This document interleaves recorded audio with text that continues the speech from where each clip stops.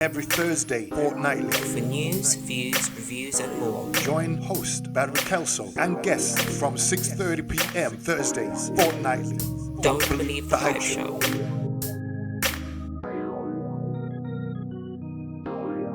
Don't believe the hype. Good evening, everybody, and welcome to the Don't Believe the Hype show. I'm Valerie Kelso, the founder and CEO of the show, and tonight I have got Lavinia Masters in our studio. This show is going to be very special. The next couple shows are going to be special because you already know that we are in the month of domestic violence and cancer awareness. And so I want to highlight some of the things that are going on, not the typical cancer survivors sharing their story or the domestic violence person sharing their story. We need to know about other things because many of you don't understand and realize that a lot of women who are in marriages, who are in relationships, are being raped every single day. Lavinia Masters has got a story that she's going to be sharing with each and every one of you out there in the community. But before we get to Lavinia's story, I would like to thank everybody who has been tuning in week after week and listening to our show. It is so appreciated. Please share with you and like with your family and friends because these shows are not easy to run, and I do take time out of my busy schedule to try and make sure that I let you all know what is going on in our community, that what is important. And I would like to thank PLT Massage and Wellness for sponsoring this show week after week, and also Worldwide Entertainment TV, because without these sponsors, I don't know where we would be. I would also like to thank Jamise for coming in every fortnight to make sure these shows are aired on time. Sometimes, you know me, I'm going to just keep it real because that's what I do, and it's all about keeping things real. That is why it is called Don't Believe the Hype, because not everything that you see in the world and in the community is correct. Okay, so without further ado, I would like to thank Lavinia Masters for coming into our studio, and she's going to tell you a little bit about herself and the importance of why she's doing what she's doing for our community. Hi, Miss Lavinia. Hi, Valerie. Thank you for having me here tonight. It's always a pleasure to be in your presence and to share with you, not just in your Don't Believe the Hype, but in your PLT massage field and just sisterhood, basically, to share with you. And I'm excited as always to come and to share my story, share my purpose, why I'm here. I do the things that I do. Like she said, I am Lavinia Masters. I am I don't know, what am I? I'm an advocate. I am a consultant. I'm a coach. I'm a grandmother. I'm a wife. I serve on, this board for victims of sexual violence. I serve with my own organization. I do so much, but to me, how I actually got here is that I'm a survivor of childhood sexual abuse and a heinous rape at the age of 13 years old. And that alone speaks volumes to me because you don't see where many survivors of something so heinous come forward and find purpose beyond that pain and try to give back to communities and other survivors to give them the opportunity of hope and letting them know that they can breathe again, they can live again after something that happened so heinous to them. So it's always a pleasure to be here and to share with you. So let me ask you a question. You said something about survivors. Yes. Why is it that most women or men, because men do get sexually assaulted also, why do they not report it? Oh wow, that's like a whole subject matter within itself. Why don't we report the things that happen to us? For one, when we talk about sexual violence, we talk about rape, it's like a taboo. It's something we don't talk about culturally, and I know being African American, some of the things that happen in our homes, our mothers and our fathers would teach us what happens in this home stays in this home, which is the worst thing that you could ever teach a child to do that's been a victim of any form of sexual trauma. I don't know why it's a big secret. I don't know if we are speaking as an African American woman, if it's something that you believe that's supposed to happen to us. going back to chattel slavery, how we were raped, and pretty much so it was so. How our families were raped, how our men, what would they call them? Was it when they bucked them, or whatever that word was they used to break them down, the men, by sodomizing them, basically. So it's like the culture, how it was formed, a lot of it, and not just African American, even in different, like Indian and different areas, it's just how they view rape and why we don't report. And then you get into the justice system part of it, where when you report, it's you have the delays, you have the not believing that it happened, or, oh, that's your husband, why would you say that, or I was drinking, and so, you make the victim now the villain in the entire process. So it's it's a plethora of reasons why we don't report, and we have to change that mindset, because no matter what the circumstances are, no matter if it's a cultural issue, no matter if it's a transgender, or if it's a homosexual, or if it's an Indian woman, if it's someone that's drunk, incapacitated, high, homeless, whatever the reason, no one deserves to be sexually assaulted or raped. No, absolutely no reason. See, what I found out that, like, a lot of times a mother might need that money, and that uncle might come into the home. Yes. And he's not really an uncle. Yes. But at the same time, she needs the money, so rather than let her child, basically, it's prostitution and sex trafficking. It might not be because that child is out and you can't see that child on the street, but that child is still being sex trafficked. Yes. A lot of times, a lot of our parents will think, oh well, we need the money for gas, we need the money for food, we need the money for such and such. And so they don't mind that older man, because it's never usually somebody of that child's age, it's always somebody older that will do this, you know what I mean? Right. And I was so lucky that my dad did not allow none of his men's friends to come into the house. He had 8 daughters, and he did not allow no man to come into the house. That's awesome. When he was not there. That's awesome. That was one thing that no way that was going to happen. Yes. You understand what I'm saying? So I thank my parents for that. Yeah. So, and so there's been a lot of talks recently about the backlog of the. So we know that you do the rape kits. Yes. So what made you decide that you wanted to do the rape kits? What made me decide? Well, first of all, like I said, I am a survivor of childhood sexual assault and rape. I was raped at 13 years old. Someone broke into our home in the West Dallas area and violently raped me at knife point. After this horrendous, traumatic, devastating experience at 13 years old, that was enough. That was enough to say, just put me in a grave somewhere. My life is over. But to add injury to insult, I later learned over 20-something years that nothing, absolutely nothing was done with my evidence. And that's what a rape kit is. It's the evidence. It's when they take that victim to the hospital and they poke and probe them, try to look for semen, look for hairs, for saliva, any kind of fibers, any kind of evidence on that victim to tie them to the perpetrator. And to do this in the 80s, because I was raped in 1985, it was a very strenuous thing to go through. I'm sure it still is today, but I've heard they cut the time down, because I think at the time it was like 6 hours, maybe 8, when I went through my whole entire sane sexual assault nurse examiner exam that night. And when I tell you, they picked me, probed me places, stuck me with needles. It was devastating to go through that. And to later learn, once I wanted to find out whatever happened to my kid. I'm married, I got a family, I've been through a healing process. I'm wanting to give back to my community, help other victims. And I learned that my kid was sitting on a shelf.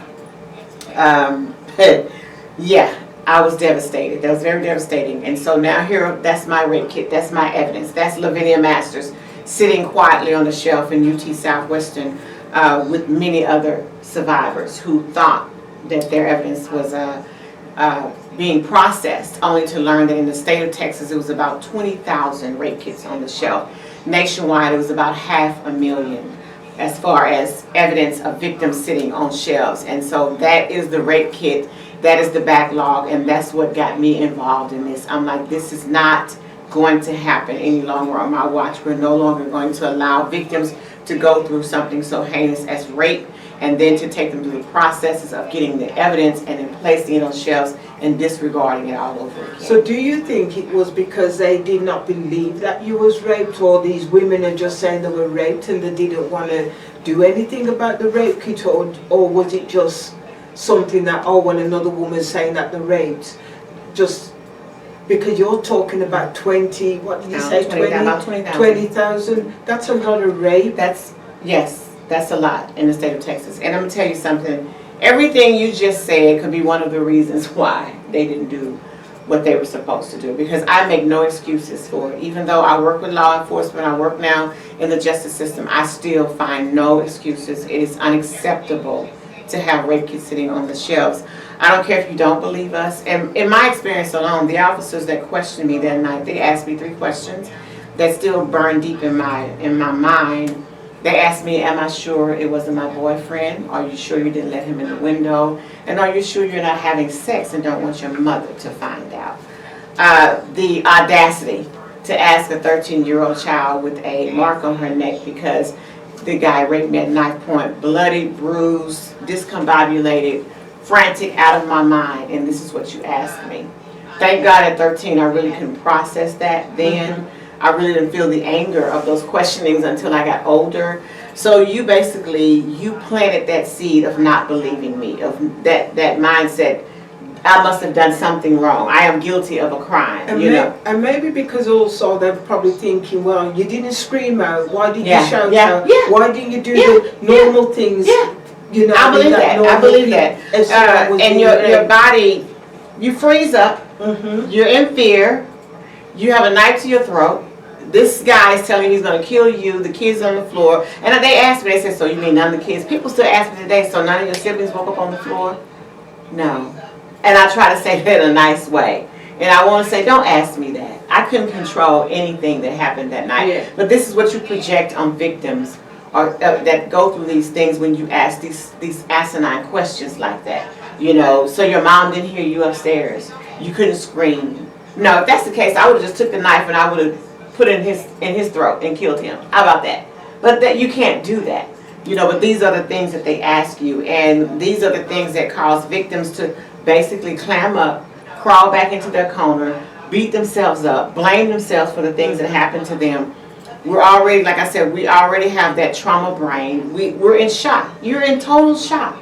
I'm sleeping that night. I went to bed with my family. I had peace that night. We were watching TV. The TV went off with the fuzz, and it was peaceful. I didn't say, okay, Leroy, come through my window. John, come through the window now and violate me, threaten my life. I don't know if I'm going to live to see tomorrow if you put the knife the wrong way in my throat. Do that for me. How about that? And I know I'm being sarcastic. It sounds like, how could she say that? But this is how you sound to us, society, when you ask us those questions. That's what I was just about to ask you. So, like, about society and children. Yes.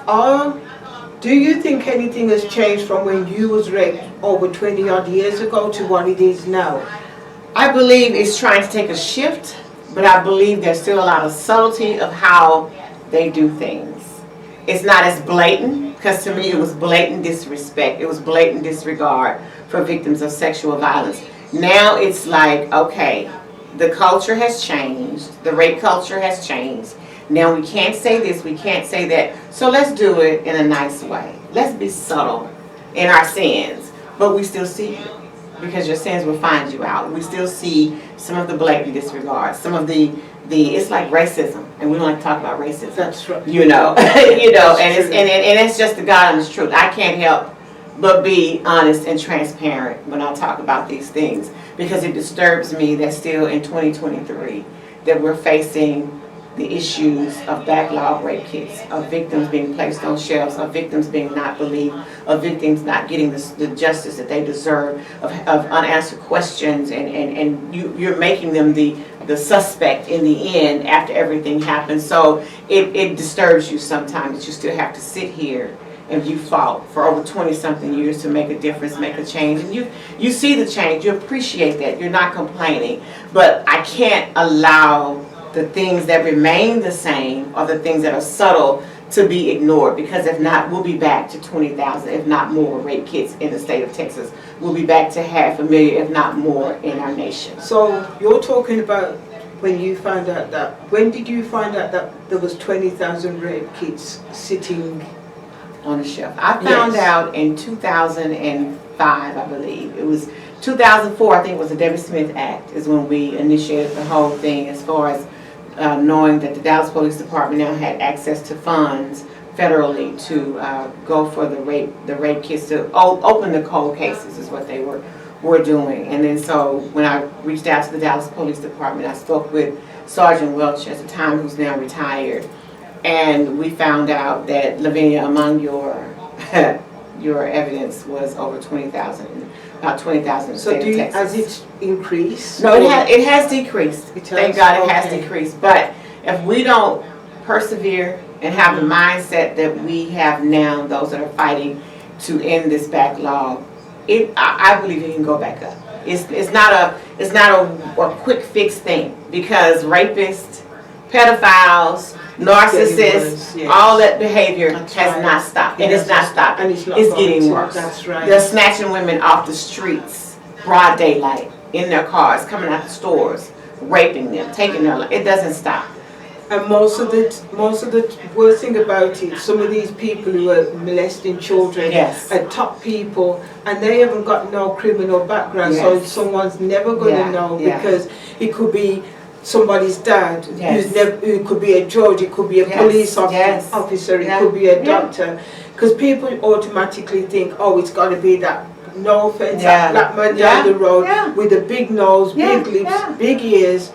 He's the one who's raping all the children that's going on, but realistically, it's not.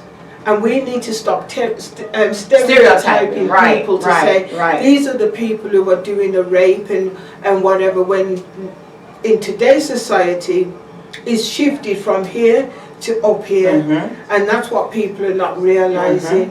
So I know that they made a law after your name. Yes. And you need to share, you need to look in that camera, you need to tell the people why are you made the first, as a first African Caribbean woman to get a law.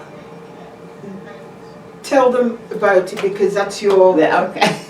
The Lavinia Masters Act is a law that went into effect in 2019 in the state of Texas.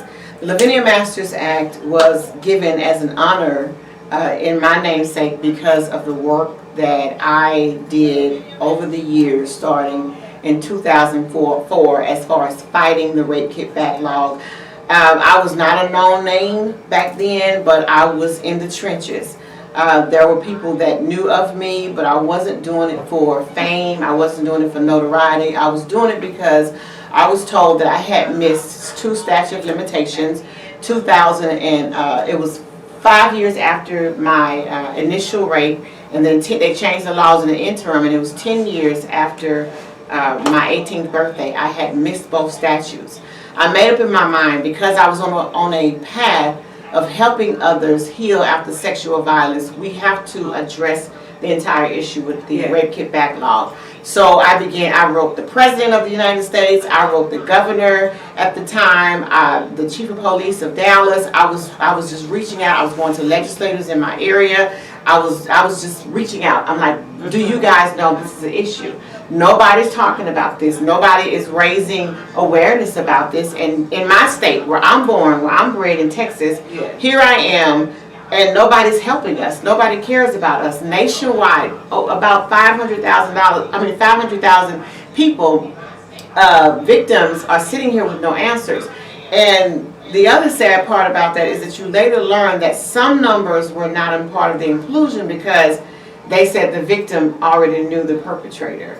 And which is unfair, because just because I knew that I had an incident on the Prairie View campus with a young man that was a senior, all this and that, that assaulted me, and I didn't report it because of what I had been through as a 13-year-old. But the whole thing was, he was well known, and he would have been put in a pot where she knew him. She's a known person, but just because I knew him doesn't mean that he didn't violate other young women, or he didn't creep out in the middle of the night and just randomly rape someone else. So his evidence would have been just as important as somebody that I didn't know, because I did know him, but I didn't make that step because of what I had been through as a victim and not having answers. And this is what happens a lot. This is why so many perpetrators they walk free. They're on the streets, and we think, like you said, they got the mask and they look burly, and we stereotype them.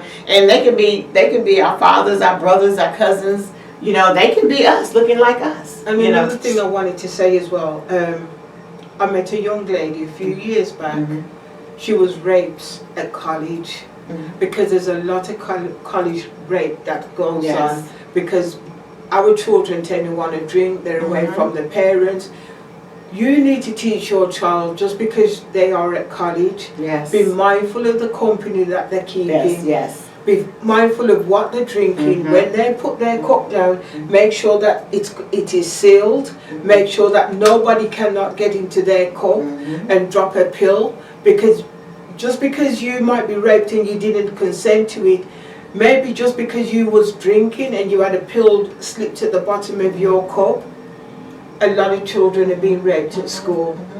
This young lady, was raped by 3 college guys, never got into trouble for it, because at the end of the day, it was about drinking and drugs. You understand what I'm saying? She didn't ask for this, but yet this is what happened to her. So, and it was devastating when I met this young lady, because I had the opportunity of mentoring her through the Purple Light Touch Foundation. And I had another young girl who was, luckily, she was brave enough to call her parents and tell them, come and get me, before she went for a sleepover. She was in the house, the guy was ready to do whatever, but she woke up, called her parents, they came, they believed her. The guy got into trouble. So people might just think, oh well, rape is just one way. It isn't.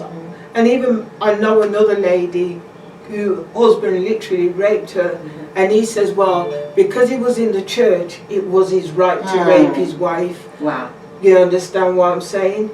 He did spend some time in prison for the incident, but that's a lot of women are being raped in the church, because if they marry someone and they always say, you've got to submit, women submit yourself to the men.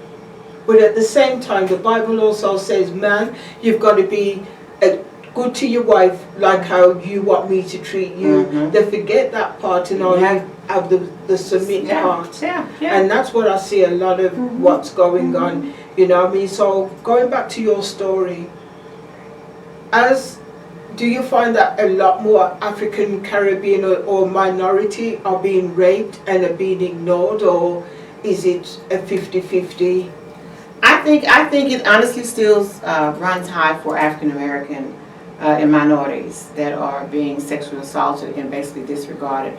Another issue that I found that's a big thing is how, I can't think of the word right now, but basically how they adult the young people are grown. It's a phrase they use, womanize, I think, the young girls, because they say black girls are fast, or we had to be doing something, or we had to be provocative, or we wanted it, and things like, and because they feel that, and almost like it's our fault is what you're basically saying, because our culture may be more, it's like Filipinos. I've had a Filipino sister-in-law, and I remember how she was and how she dressed and how she did things, and it was her culture, it was how she was raised. And so it was like, you can't be raped because you're out there walking outside with Daisy Dukes on. If I want to wear Daisy Dukes, I can wear Daisy Dukes. Yes, we promote being healthy, being safe, being aware, but it still doesn't give people a right to violate you. But this is what happens with African Americans and minorities, is what I see is how you look at us and you basically say, we asked for it. We asked for it.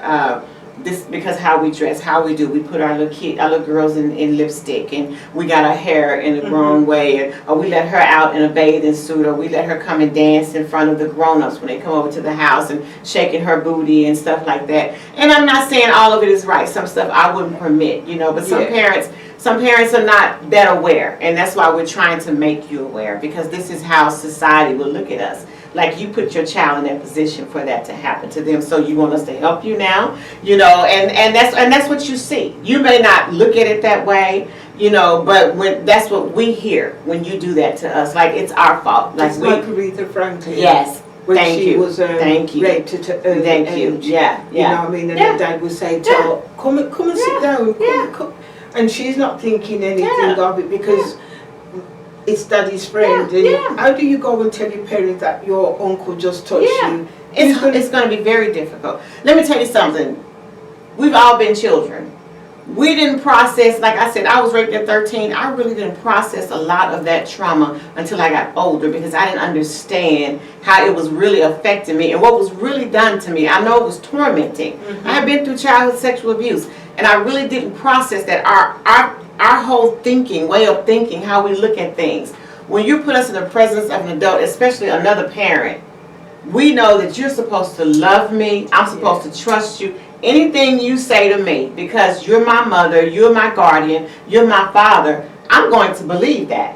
You would do me no harm. And if you're doing harm, I don't think it's harm. You know why? Because you love me. You are my definition. You are what God has given me, shown me. You're supposed to show me what love is. So if love is allowing somebody to come in and violate me, or you even violate me, or you're touching me the wrong way, well then, okay, maybe this is what I'm supposed to do. I feel uncomfortable. It may be painful to me, but why would my mom do this? Why would my dad do this to me? And then if uncle is doing something, I may be confused, but still, how do I tell mama, maybe this isn't right what Uncle Leroy is doing to me? So we have to understand that with children and stop saying, why you didn't tell anybody?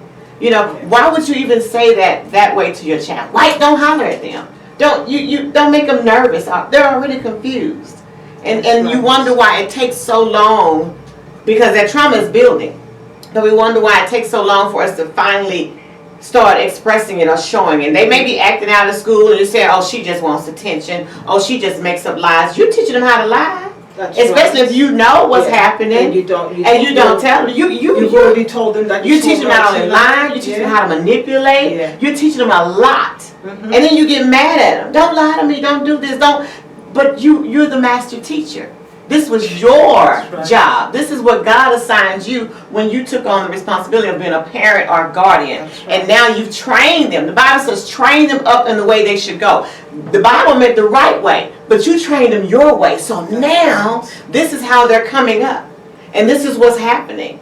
And the abuse is a cycle. It's a vicious cycle. Just because, you know, it's a vicious cycle. Your daughter, granddaughter, and it just keeps going down. Because even for myself, because I was in a domestic violence, then my daughter ended up with something. You know what I mean? What is the chance that my granddaughter's not going to walk down that road? The same path. And even going back to the abuse, I have a lot of clients who will come through here and the body is so riddled with trauma. And I will ask some questions, and all of them later on, they will turn around and says, well, such and such happened to me. I had a troubled childhood. And it doesn't even matter what color, skin color you are. It doesn't, because the majority of 90% of my clients are not my skin color. And yet, if you were to hear the stories that they tell me, but they come back week after week, month after month, because they know that their trauma is not skin. It's embedded deep into their body. And so when they come in with that sciatica pain, when they come in with a certain pain, you will hear them cry out, but at the same time, it's like a cry of relief. Am I really going to get rid of this? Am I really going to get rid of this hurt that I've been carrying for so long? You know what I mean? And so that's one reason why I stay very, very busy, because of what what goes on in here. It's not you coming and getting a massage. It's you releasing that trauma. And it's deep.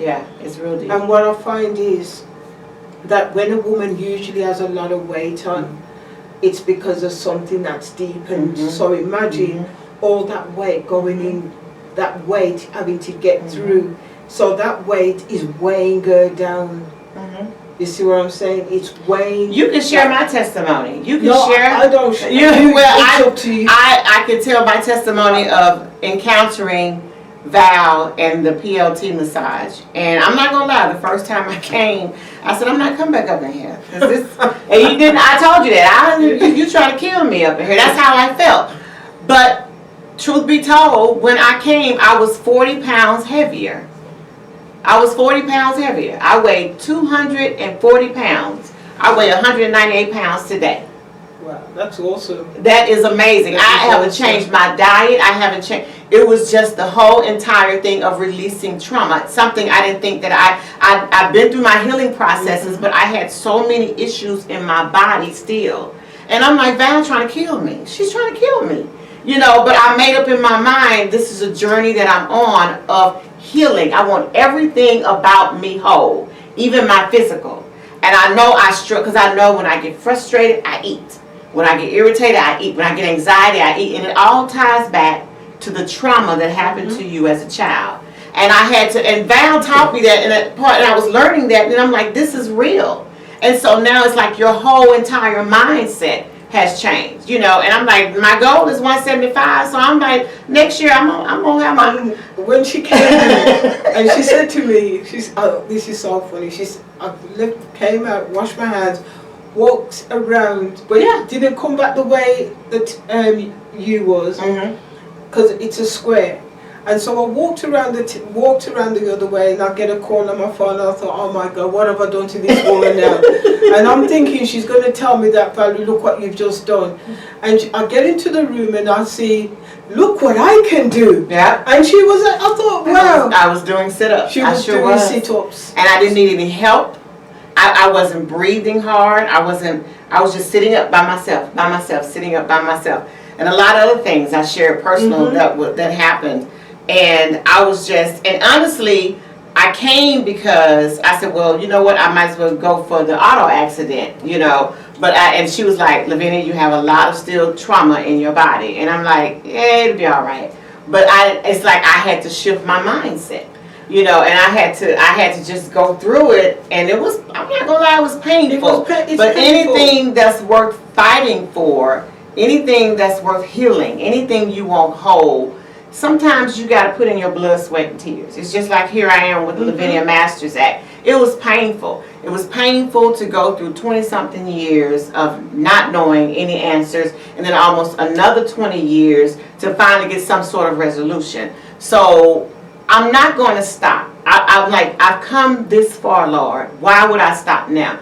I want absolutely everything about me. I want, when I speak to people, I want to be transparent. I want to be honest. I want to be truth about it.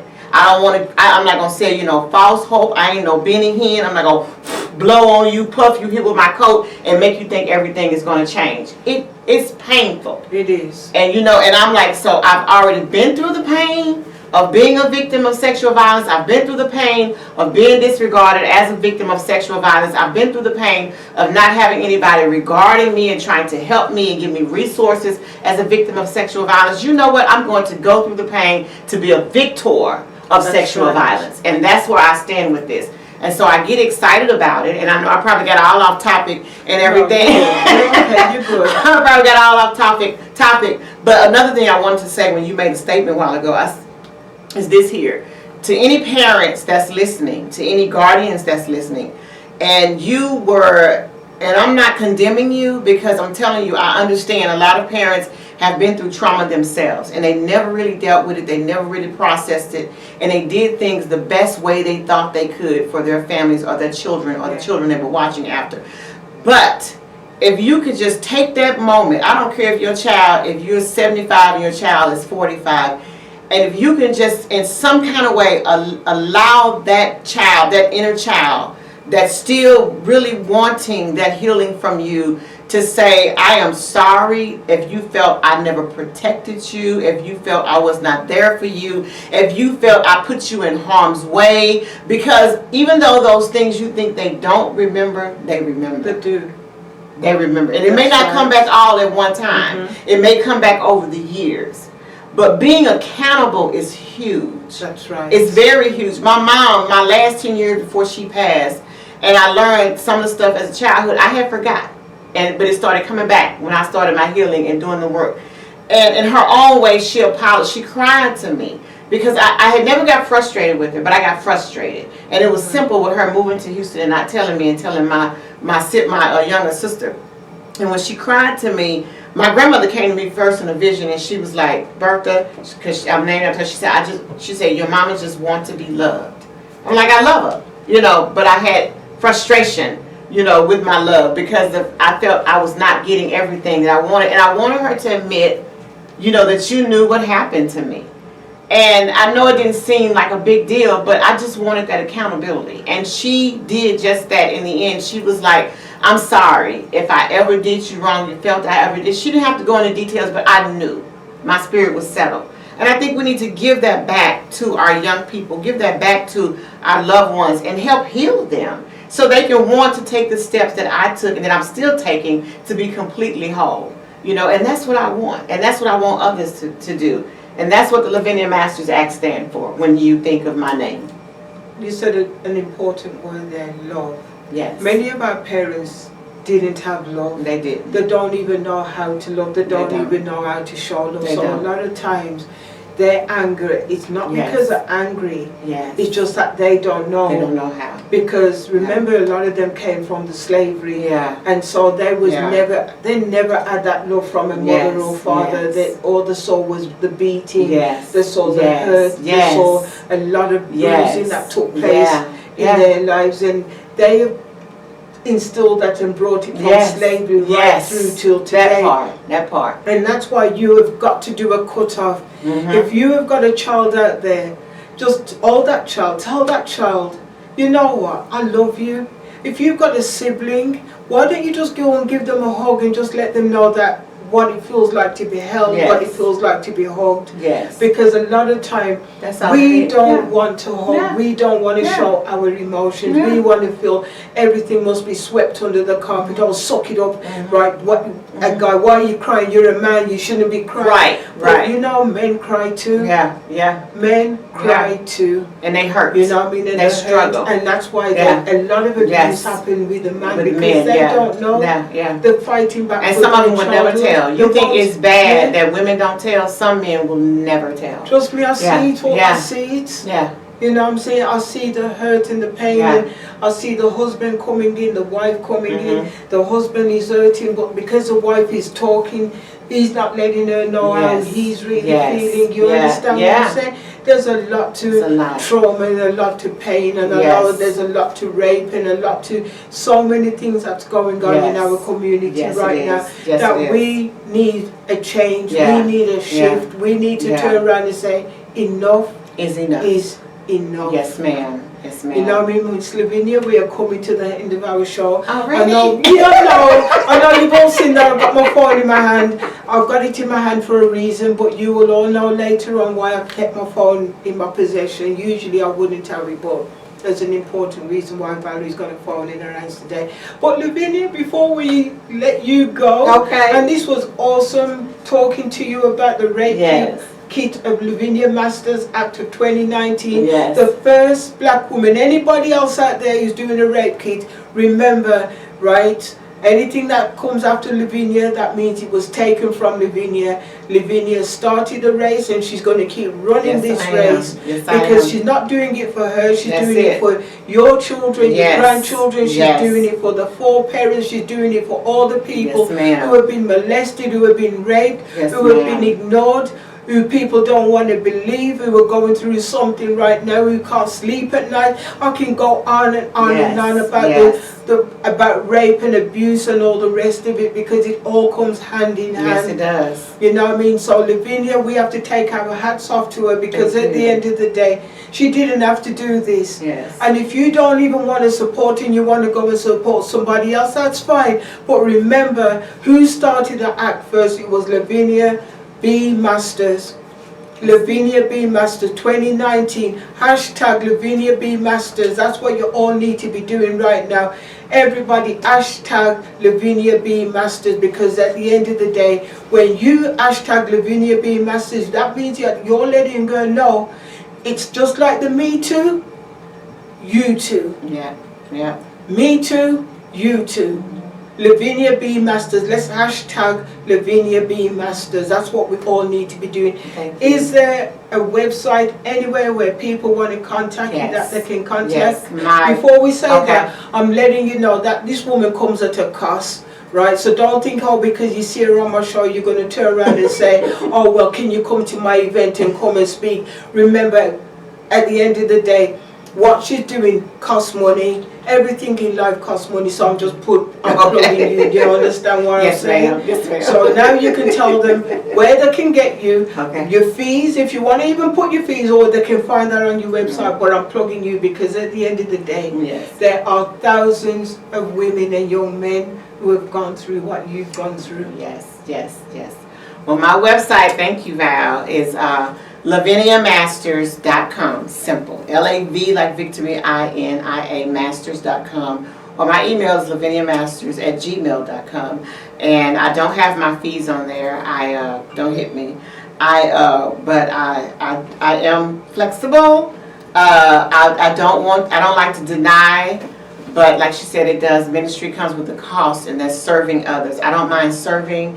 I don't just speak about sexual violence. I speak about empowering. I do motivational. I do everything. I tie my story into it because I need you to understand that no matter what your pain was, I don't care if it was sexual violence, domestic violence, sex trafficking, death of a loved one, loss of job, whatever it was, that you can find purpose beyond your pain. You can find purpose within that pain. So this is what I do. This is how I do it. And like I said, I don't do the hype. I don't do the all the madness that go with it. I am genuine. I am real. I know a lot of people don't accept that, don't believe people are that way, but I am.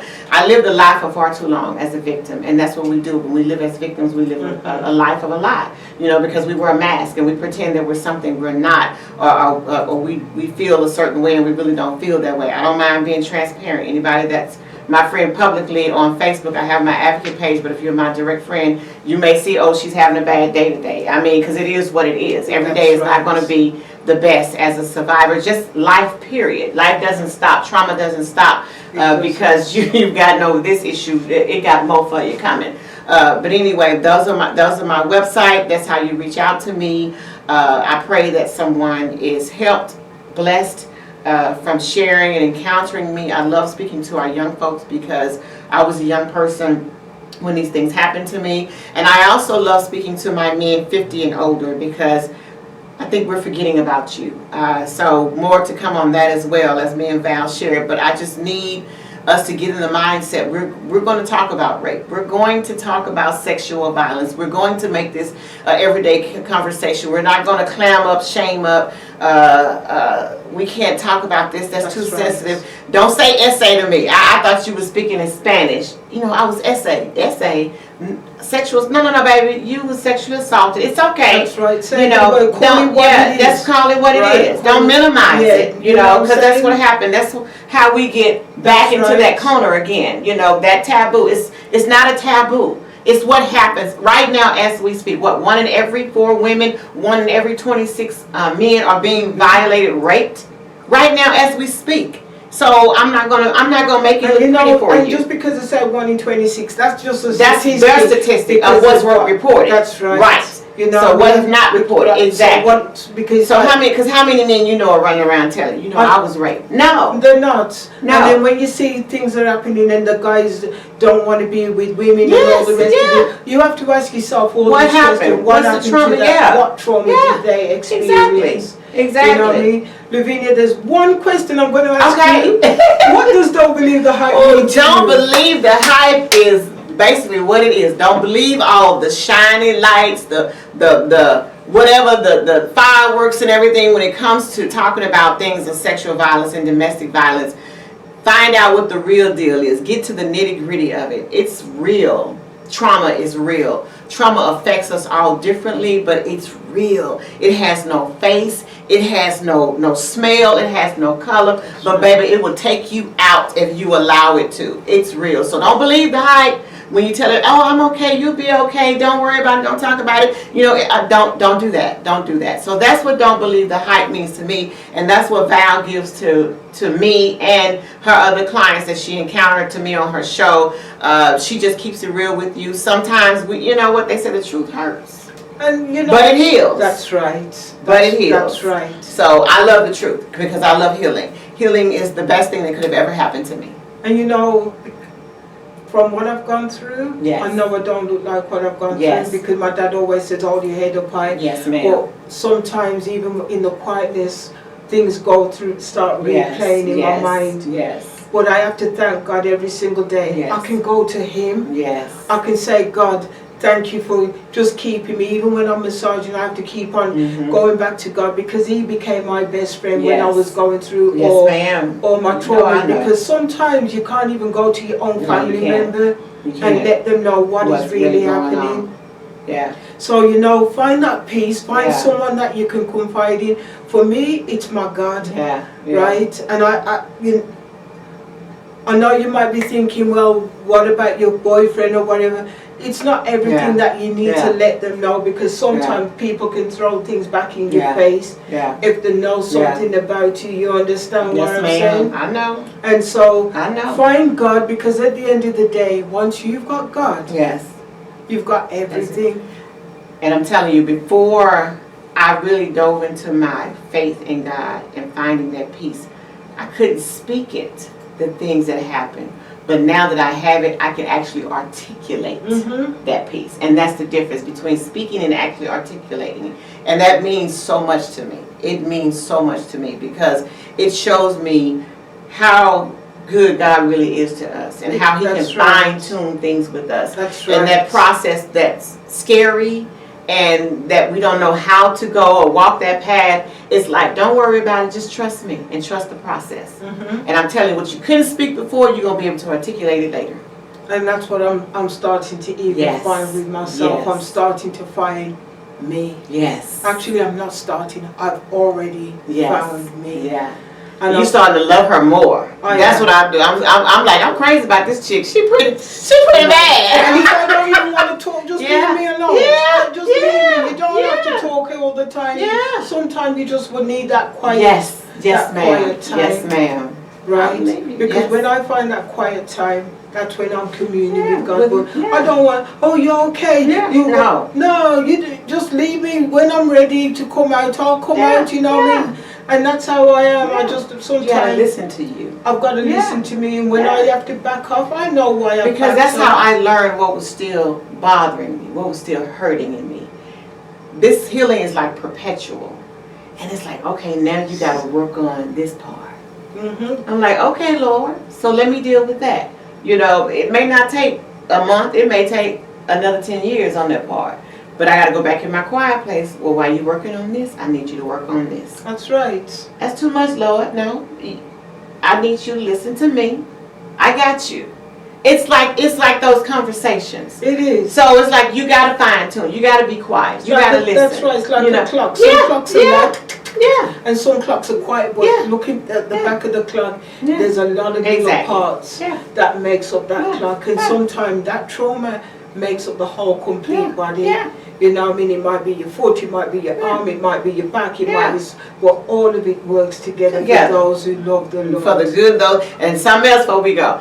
Don't try to be like somebody else. Your healing is what God allows you to go through. You may not look like Lavinia. Lavinia got a big mouth. Lavinia don't mind saying what she want to say, how she gonna say it. I may not have a lot of fans. I'm cool with that. But what you're going to go through, because I used to worry about, I gotta be proper, I gotta be this, I gotta look a certain way, that ain't me. If I want to say, that's me. If I want to be country, if I want to show my ghetto side, if I want to show my corporate side, my pastor's wife side, all of that is me. And that's who I'm proud of. So I'm like, no, because if I'm trying to be something I'm not, I'm still living that victim mentality. I'm living a lie. My mask are gone. They're destroyed. I'm me. Okay. So I'm I on like to me. be quiet. Yeah, I'm you're not- different. And that's I me. like that. And they that's used to how bother I me am. about people. I'm like, she's so quiet. I can't go over here being loud. I'm like, look, I'm loud. So. But that's okay. That's okay. You know, I mean, it doesn't bother me. But I'm down to business when it's time for my business to get taken care That's of. right. And that's how I am. But in the interim, if you can't deal with the fun, loving, joy, because the joy of the Lord is my strength. And that's what I learned. And I take that literal. You know, his joy that I have, I'm like, this is my strength. I have to laugh. I can't stay focused on the negative and the things that happen bad to me. I have to remain joyous. He brings me joy. And it's funny because this morning I was still feeling a little bit from my brother passing. And my first client, she was here at 8:45, and I was here, she was on my table. And by the time I finished, she was a dentist and she had to go to work. Yeah. Because she owns her own business. So sometimes I come in early and I was talking to her and I says, I can't do all that screwing in of the teeth. I need to eat food. I don't think I look like this, because if she burst out laughing, and just seeing that laughing at that young girl's face made me start laughing. Yeah. I said, no, I can't do the screwing false Yeah. teeth. 6 months with no food. I don't look like a soup person to you. And that just brightened my day. And I said, you know what? You have just changed my day. And that's what I told this young lady. You changed my day today. Because I've not really laughed all week, and you just brought some joy into my life just And by we need that. and we all need to laugh, you know. I mean, I said something stupid and she laughed out, and then I laughed out, and sometimes you just need to laugh. And that's why when most people come in my room, I'll make a stupid joke. I don't even know. I'll sing a song. Okay, I was like, where is the tone that Val hears? I'm like, oh, that's what you're singing? I know I can't sing, but you know what? But It when keeps I'm me laughing. But when I'm walking in, don't laugh after me, Janice. Even Janice is right there laughing. Yo, remember when I was in church and But I it was makes laughing you feel- at you church, feel good, yeah. and the choir people in the choir, I thought I was going to join the church choir. Okay, you want me to do my goofy laugh. And I saw everybody looking at me, what can you sing? And I was singing like, because I love singing, but I know I can't sing. I ain't going to shout it out nobody. God's giving me my own special key. And everybody looked at me. That was the last time I went back in the choir. I've never sung. It's okay. Well, it's okay. Yeah. You know what I mean? Everybody looked like, huh? I love to hear it. I mean, because it gives me good belly laughs. I'm like, there she go again. It's nice, my Yeah. English. Yeah. I'm going to put it down to my English. Yeah. But anyway, thank you all for tuning in to the Don't Believe the Hype Yes, Show. it was fun. Thank you, Lavinia, for Thank you coming for on having to me, our Val. show. Yes. And I will see you all in 2 weeks, and I will explain later on why I had my phone in my lap. You will all know, because I'm still down, but I'm just so happy for what's going to get ready to take place in my life. And I have to thank God every single day, because without Him, I wouldn't even be here. Yes, ma'am. So thank you all for tuning into Thank the Don't you. Believe the Hype Thank Show, you. and I will see you all. And thank you, Lavinia, You're welcome. and thank you for Thank you. Janice for laughing Yes. after me once again. I know I'm the butt of everybody's joke. That's why you see my butt is big. Anyway, thank you It was all. fun. It Thank was you, fun. guys. Okay, bye. Bye-bye. Reviews and more. Join host Barry Kelso and guests from 6:30 p.m. Thursdays fortnightly. Don't Believe the Hype Show.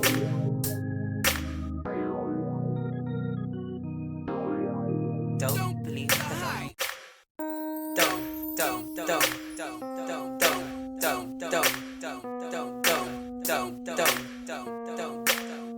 believe the hype. Don't Believe the Hype Show. Every Thursday fortnightly. For news, views, reviews, and more. Join host Barry Kelso and guests from 6:30 p.m. Thursdays fortnightly. Don't Believe the Hype Show.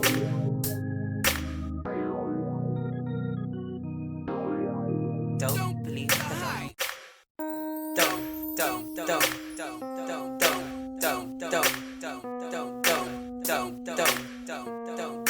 Don't believe the hype. Don't Believe the Hype Show. Every Thursday fortnightly. For news, views, reviews, and more. Join host Barry Kelso and guests from 6